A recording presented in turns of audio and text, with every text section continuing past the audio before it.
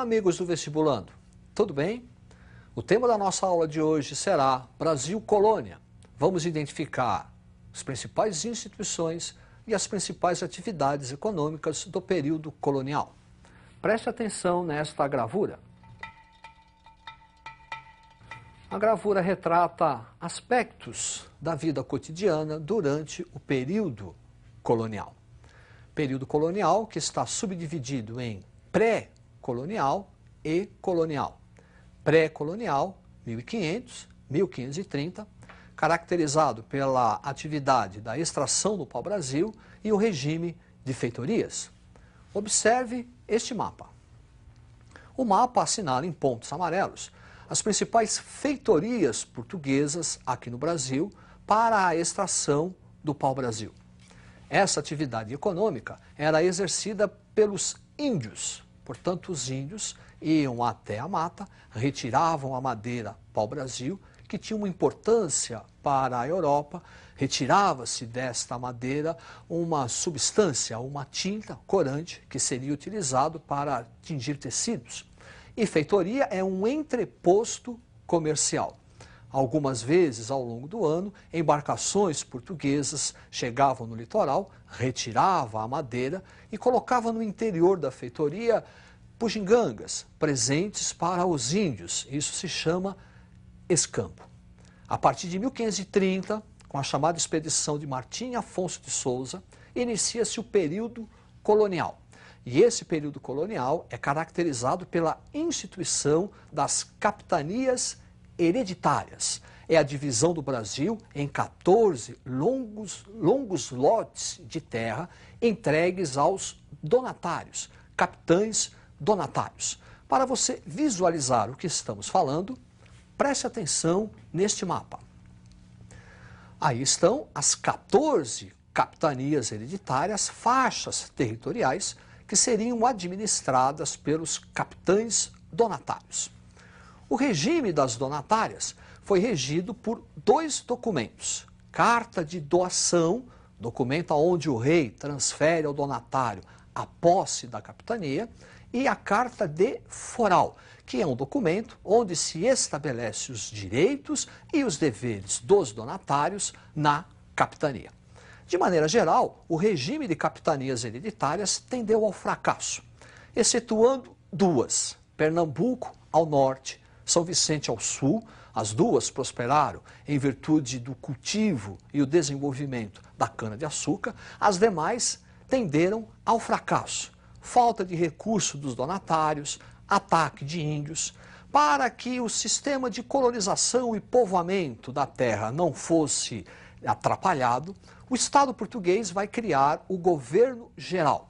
O governo geral é uma centralização político-administrativa que Portugal realiza na colônia. O primeiro governador geral, Tomé de Souza, que vai fundar a primeira cidade e primeira capital do Brasil, a cidade de Salvador. Foi durante o governo de Tomé de Souza que os jesuítas iniciaram a catequização dos índios, com a instalação do primeiro bispado no Brasil, também na cidade de Salvador. Duarte da Costa, nosso segundo governador-geral, o seu governo teve uma série de complicações: atrito dos colonos com os índios e a invasão francesa no Rio de Janeiro. O terceiro governador-geral, Mendes Sá. Com Mendes Sá, houve a expulsão dos franceses e a fundação daquela que será a segunda cidade e também segunda capital do Brasil, a cidade de São Sebastião, do Rio de Janeiro. Para reforçar o que estamos falando, preste atenção neste quadro. Administração colonial, as capitanias hereditárias, o governo geral e as câmaras municipais. As câmaras municipais refletem o chamado poder local. É onde os grandes proprietários de terra decidiam, tomavam as principais decisões políticas: aumento de salário, cunhagem de moeda, aumento ou não dos impostos. Eram representados pelos chamados homens bons. Quer dizer, para ser vereador, que era em número de 3, tem que ser grande proprietário de terra e escravocrata. Para ser juiz, também tem que ser um grande proprietário de terra e escravocrata. Isso era chamado de homens bons. Ao longo do período colonial, nós vamos ter uma série de conflitos entre a Câmara Municipal, que lutava pelos interesses locais do colono, e as instituições metropolitanas, o governo geral, o Conselho Ultramarino, que representava as decisões do Estado metropolitano.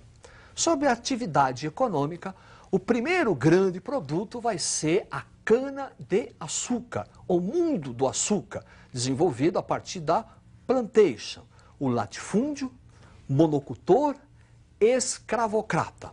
Nesse mundo do açúcar, vamos destacar o enorme papel dos holandeses, responsáveis pelo financiamento para a montagem do engenho colonial, também responsáveis pelo transporte do açúcar para a Europa, refino desse açúcar e depois a distribuição do açúcar refinado por toda a Europa.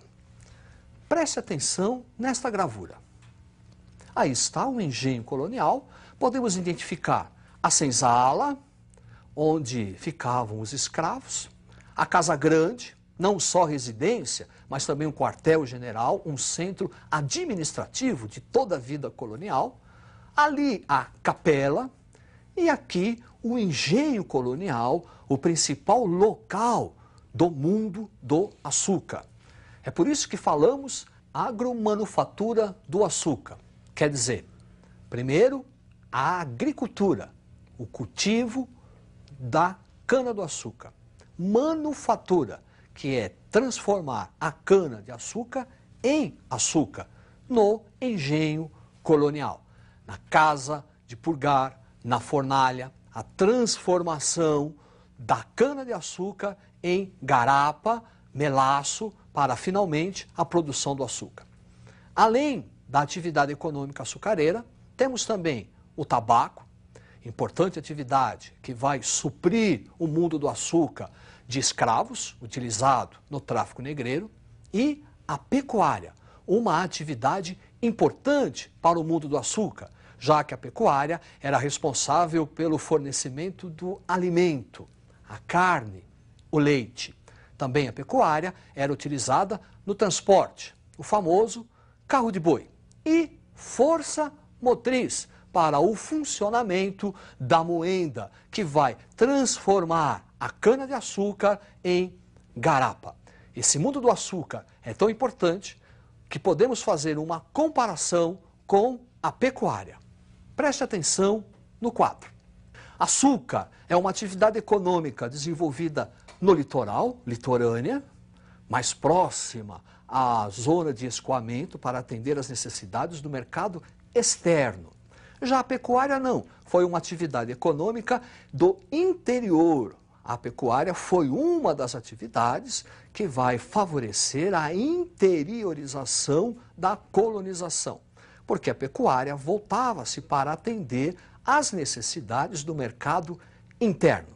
No mundo do açúcar, trabalho escravo, e na pecuária, trabalho livre. Muita atenção, pecuária, trabalho livre, porque a pecuária no Brasil é uma pecuária extensiva. O gado fica solto, à vontade. Então você não pode colocar escravos para tomar conta. É aí que vai surgir a famosa figura do boiadeiro. Como diz aquela canção, sou desse chão onde o rei é peão. Então perceba, no mundo do açúcar, por causa da escravidão, a noção de trabalho que nós temos é negativa. Quando falamos de pecuária, por causa do trabalho livre, a noção de trabalho que nós temos é uma noção positiva.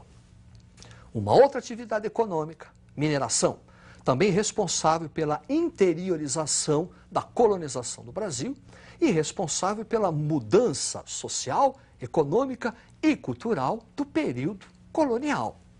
Preste atenção no mapa.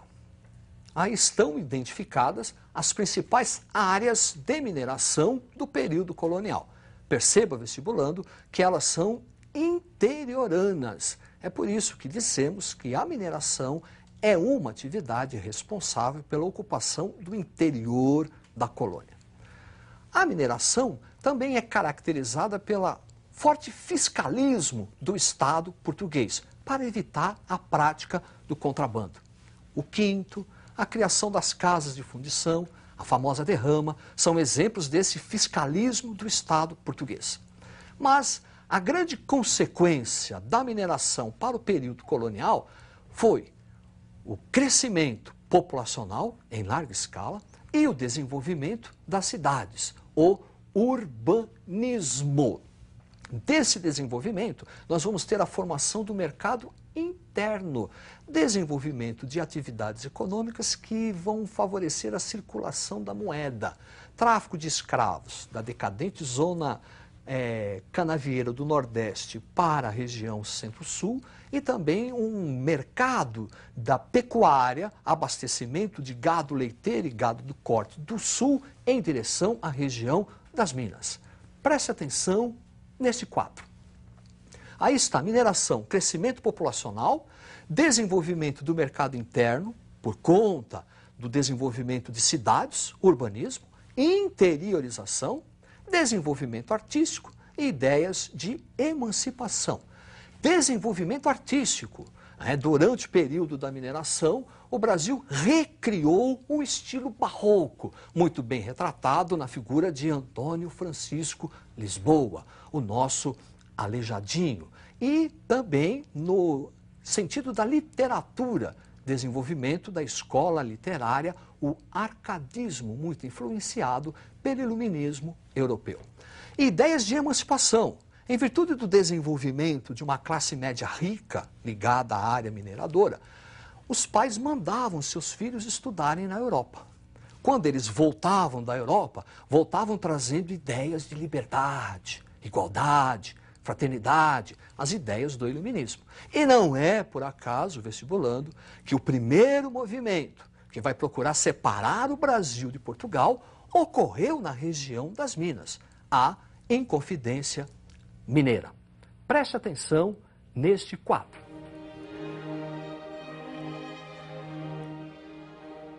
Aí está retratado a figura, um dos principais líderes do movimento da Inconfidência Mineira, que tentou libertar o Brasil de Portugal.